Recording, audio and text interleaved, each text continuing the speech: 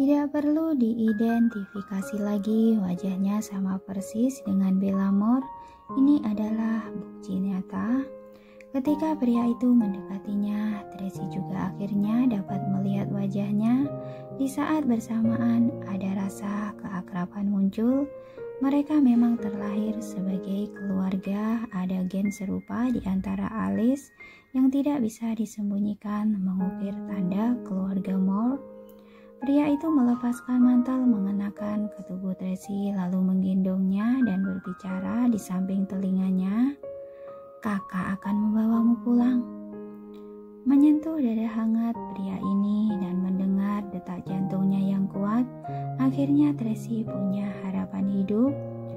Terdengar banyak suara di telinganya, seolah sedang berpamitan dengan masa lalunya, serta muncul sebuah harapan untuk kehidupan barunya. "Tracy, kita akan bahagia. Tracy, kita harus bersama selamanya. Tracy, jangan takut.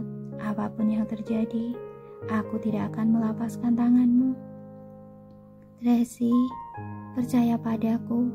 Aku pasti akan menjemputmu kembali." Sekarang, berita mengenai pernikahan Daniel Wellens ada di mana-mana, dan juga momen pernikahan kalian, tapi wajahmu telah digantikan dengan wajah lain. Awalnya, aku ingin membiarkanmu hidup agar kamu menderita, tapi keluarga Wellens tidak sabar menginginkanmu mati. Mereka sudah menghapus semua jejak keberadaanmu, telah menemukan orang untuk menggantikan posisimu. Bagaimana mungkin mereka membiarkanmu hidup? Selama kamu mati, mereka bisa baru tenang. Nona, kamu harus tetap hidup. Harus tetap hidup. Tracy, hiduplah baik-baik. Jika kamu berada di jalan buntu, telepon nomor itu. Entah apapun kesulitanmu, orang itu akan turun dari langit untuk menyelamatkanmu. Hanya saja setelah kamu menelpon, kamu akan memulai kehidupan yang baru. Mami, kami menunggumu pulang. Nona, harus tetap hidup. Tracy, hiduplah baik-baik. Suara orang terkasihnya berulang-ulang terdengar di telinganya. Dengan rasa sakit yang hebat, suara itu bergema berulang kali. "Tuan Lorenzo, orang-orang telah ditaklukkan. Tinggal menunggu perintah Anda." Pengawal maju memberi laporan.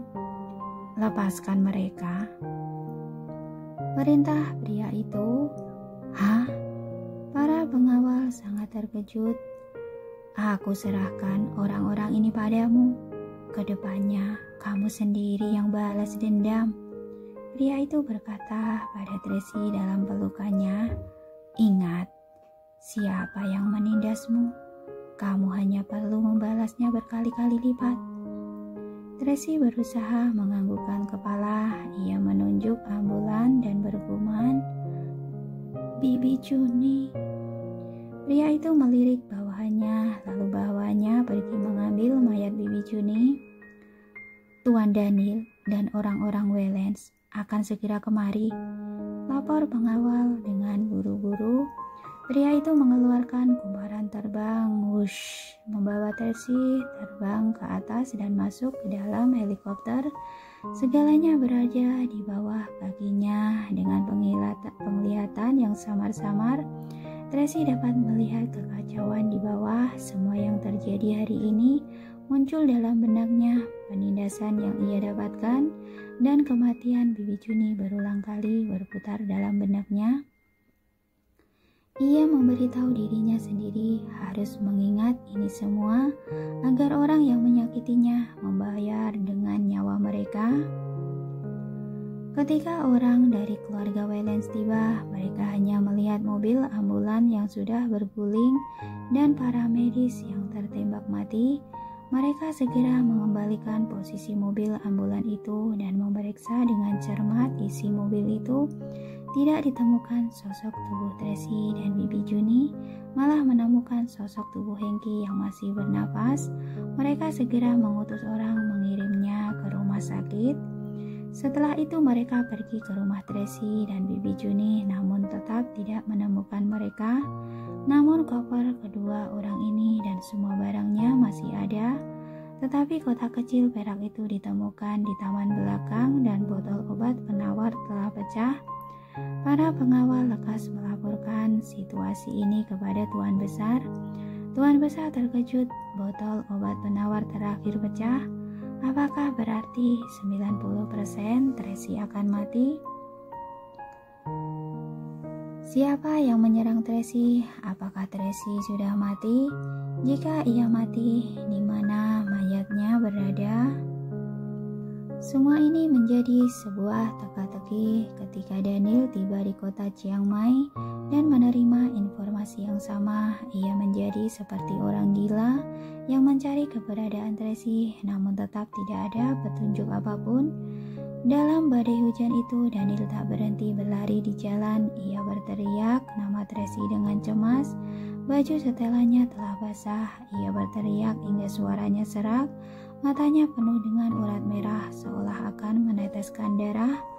Dia berdiri di ujung jembatan yang rusak lalu melihat ambulan yang rusak serta genangan darah di tanah. Ia juga melihat sisa robekan gaun pengantin di tanah. Hatinya benar-benar menyesal. Ia benci dirinya, tak kompeten, tidak bisa melindunginya dengan baik. Ia benci kenapa harus mengalah, membiarkan Tuan Besar mengirimnya ke tempat asing seperti ini.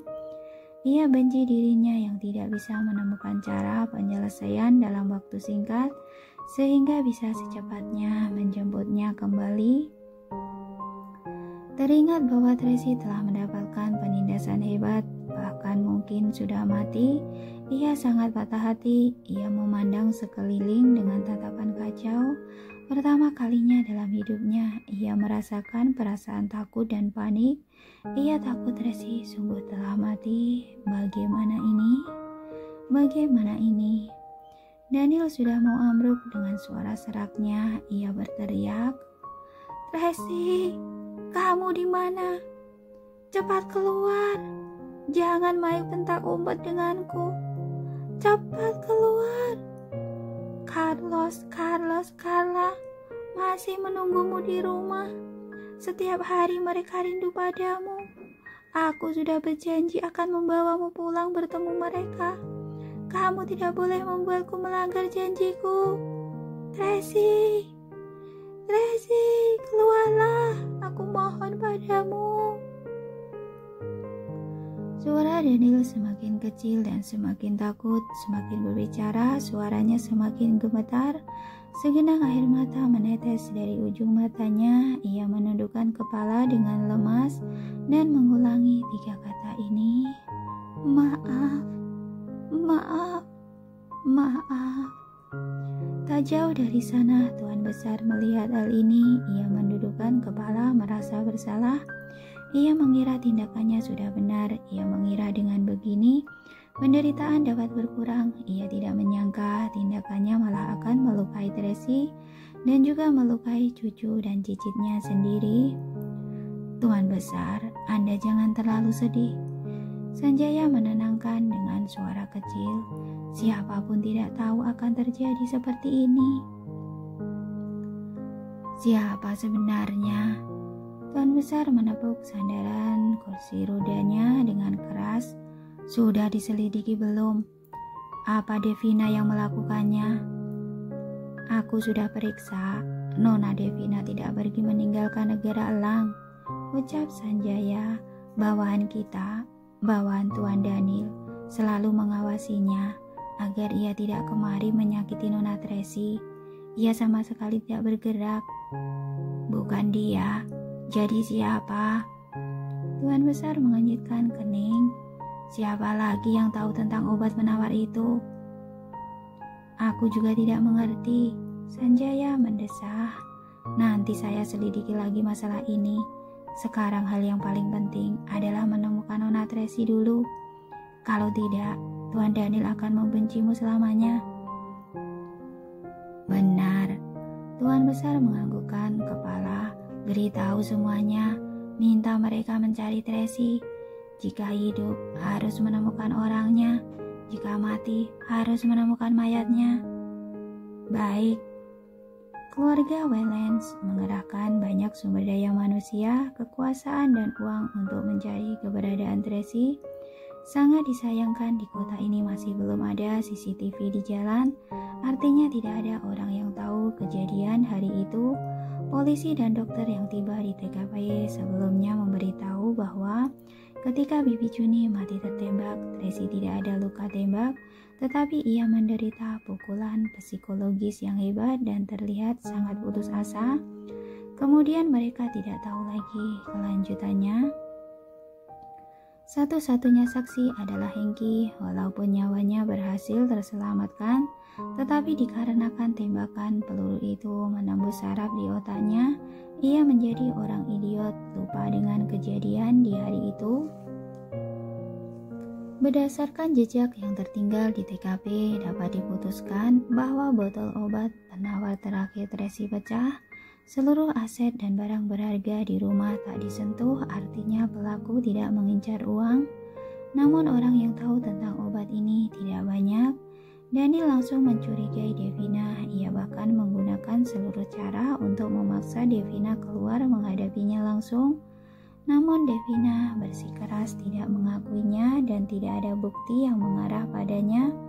Tetapi Daniel tetap tidak melepaskannya. Ia menyerang perusahaannya dengan bengis sambil terus mencari keberadaan Tracy. Daniel menyelidiki sekali lagi. Seluruh orang mencurigakan yang pernah berselisih dengan Tracy tetap saja tidak ditemukan petunjuk apapun. Garcia Caledon telah masuk penjara. Stanley saja tidak punya kekuatan untuk mengeluarkannya. Setiap hari ia sibuk dengan tuntutan hukum dan sibuk meminta pertolongan. Ia sama sekali tidak keluar negeri, apalagi ke kota Chiang Mai hanya untuk melukai orang. Mengenai Linda Hilton, beberapa bulan ini juga tidak ada jejak laporan ia keluar negeri. Bukti menunjukkan ia selalu berada di kota Bunaken, sibuk mengurus proyek. Daniel hanya bisa terus menyelidiki. Dari sisi lain, Linda tahu Daniel sedang menyelidikinya. Ia sangat takut sekaligus bingung. Ia tidak paham kenapa orang yang menyelamatkan Tracy tidak membunuhnya langsung saat itu. Kenapa malah membantunya menutupi jejak tindakannya? Jika tidak dibantu, aksinya pasti sudah diketahui oleh Daniel sejak awal. Entah apapun alasannya, akhirnya ia dapat lolos untuk saat ini. Hanya saja pergelangan tangan kanannya telah tertembak ke depannya, ia akan menjadi cacat. Dalam sekejap 3 bulan berlalu, Daniel tetap tidak menemukan keberadaan Tracy. Saat anak-anak tidak melihat papi dan maminya, awalnya mereka terus mempertanyakannya, kemudian mulai nangis dan berulah. Pada akhirnya Tuan Besar memberitahu mereka dengan kejam bahwa mami mereka mati karena sakit. Anak-anak seperti tersambar petir ketika mendengarnya. Mereka menangis tak terkendali. Wajah Carlos memerah karena tegang. Ia berteriak dan menangis menggebu-gebu. Tidak mungkin, mami baik-baik saja. Kenapa mati? Kalian pembohong, pembohong. Aku tidak peduli. Mami belum mati. Mami belum mati. Carla mendongakkan kepala kecilnya, menangis dengan napas terengah-engah. Aku ingin mami. Aku ingin mami. Pasti ada sesuatu yang dalam insiden ini. Carlos berseru dengan tubuh gemetar. Ia bertanya dengan tanya mengepal. Saat papi dan mami menikah di hari itu, kalian tiba-tiba menyeret mami pergi. Kalian bilang akan mengobati penyakitnya. Kemudian ketika kami ingin menjenguk mami, kalian tidak mengizinkan kami pergi. Apa kalian telah mengucil mami pergi? Kalian bawa mami kemana? Apa karena mami tidak memiliki latar belakang yang bagus? Jadi kalian tidak mengizinkan menikah dengan papi. Jadi kalian sengaja membawanya pergi, begitu kan? Hati Tuan Besar sangat sedih ketika menghadapi tangisan dan pertanyakan 3 anak ini. Ia sudah mempersiapkan mental sejak awal, tetapi ketika melihat anak-anak seperti ini, ia tetap merasa bersalah. Namun ia masih berusaha untuk menjelaskan dengan serius. Kakek buyut setuju Papi dan Mami menikah. Tentu saja tidak keberatan dengan latar belakangnya. Mami benar-benar sakit saat menikah hari itu. Dia mimisan, darahnya sangat banyak. Kami harus mengantarnya untuk berobat. Hanya saja tak disangka, pengobatan tidak berjalan lancar. Aku tidak percaya, bukan seperti ini, tidak mungkin. Carlos menggelengkan kepala menangis. Mami tidak mungkin mati. Mami tidak mungkin mati. Kalian menipuku. Menipuku. Aku ingin pergi mencari Mami. Setelah berbicara, Carlos berlari keluar dengan cepat. Carlos dan Carla juga ikut lari keluar ketika melihat Carlos pergi. Kak Carlos. Tuan muda, pengawal dan pelayan buru-buru mengejarnya. Cepat kejar, jangan sampai terjadi sesuatu. Tuan Besar gelisah. Baik, Sanjaya membawa orang dan mengejar mereka sendiri, tetapi baru berlari keluar dari pintu, ia langsung berhenti. Daniel yang sudah tidak pulang selama 3 bulan, turun dari mobil. Ia tampak kelelahan dan wajahnya berubah. Jenggot tumbuh keluar, rambut memanjang, kulit menjadi gelap dan matanya dipenuhi dengan urat merah. Ia sudah lama sekali tidak terlelap tidur. Ketiga anak yang melihatnya terdegut sesaat, lalu menerjang ke depan memeluk kakinya. Papi, kakek buyut bilang Mami sudah mati. Aku tidak percaya. Aku tidak percaya. Papi, bawa aku cari Mami. Kami ingin Mami. Papi, Mami belum mati kan? Mami baik-baik saja kan? Benar. Daniel mengunggukkan punggung membantu menyeka air mata dan ingusnya. Mami belum mati. Ia masih hidup. Ia hanya hilang. Papi sedang mencarinya. Suatu hari nanti, Mami pasti kembali. Suaranya menjadi lebih serak ketika mengucapkan kalimat terakhir. Ia memeluk ketiga anaknya dengan erat, tidak ingin mereka melihat genangan air mata dalam matanya. Ketika melihat ini, Tuan Besar benar-benar merasa bersalah. Ia ingin mengatakan sesuatu, tapi ia malah bertemu dengan tatapan kebencian Daniel. Tuan Besar langsung menegakkan punggungnya dan berbicara dengan berlagak serius. Sudah pulang, jangan berkeliaran di luar lagi. Kamu tidak sendirian. Kamu adalah penerus keluarga Wellens, ayah dari 3 anak. Kamu harus bertanggung jawab pada mereka. Daniel tidak bicara sepatah kata pun. Ia membawa anak-anak masuk ke dalam rumah. Kebenciannya pada Tuan Besar ditahan di dalam hati. Ia tidak mengutarakan keluar. Itu semua demi anak-anaknya. Bagaimanapun dunia anak-anak sangat sederhana. Mereka baru saja kehilangan ibu dan nenek mereka. Jika mereka harus kehilangan kakek buyut lagi, akan semakin membuat mereka sedih. Sikap apa itu? Tuan Besar bergumam kesal. Tuan Daniel bisa setenang ini sudah melebihi pikiranku, perkiraanku. Sanjaya menenangkan dengan tulus. Berikanlah ia sedikit waktu. Aku melakukan ini bukankah demi keluarga dan demi anak-anak? Apa tindakanku salah? Ucapan Tuan Besar ini sedang menanyakan Sanjaya, juga menanyakan dirinya sendiri. Dirinya juga sedang berintrospeksi diri. Jangan-jangan dirinya memang salah. Kebetulan menjadi salah dan takdir mempermainkan manusia. Sanjaya mendesah. Kesalahan bukan di tangan Anda, tetapi kematian Tracy. Kita memang punya tanggung jawab. Sudah cukup bagus Tuan Daniel tidak mengungkitnya di hadapan anak-anak. Ketika mendengar ucapan ini, Tuan Besar terdiam. Sebenarnya ia sudah mempersiapkan banyak hal. Ia berpikir ketika Daniel pulang nanti, ia akan bertengkar besar dengannya. Tapi Daniel malah tidak melakukannya. Ia semakin tidak tenang. Jangan cemas, Tuan Daniel kuat kok. Sanjaya tahu apa yang sedang dipikirkan Tuan Besar, berbisik menenangkannya. Ada 3 anak di sampingnya. Ia pasti akan bangkit kembali. Iya. Tuan Besar menganggukkan kepala, segalanya sepadan ketika memikirkan ketiga anak-anak itu. Waktu akan memulihkannya.